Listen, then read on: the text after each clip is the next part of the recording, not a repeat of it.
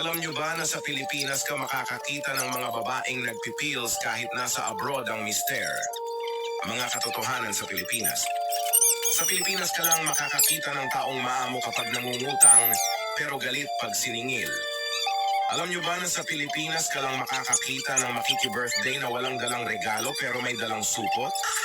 Alam nyo ba na sa Pilipinas ka makakakita ng walang trabaho pero araw-araw lasing? Sa Pilipinas, ang mga tao ay madalas magpasaring sa social media. Pero kapag pinalagan mo ay auto-block ka na sa kanya. Sa Pilipinas, ang magkakamag-anak at magkakaibigan ay nag-aaway-away at nagtatakwilan dahil sa ipinaglalaban na kandidato.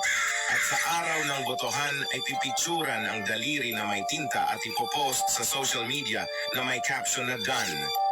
Pag ang tropa mo natalisod, imbis na tulungan mo, tatawanan mo pa. Ahahaha, tanga amputs!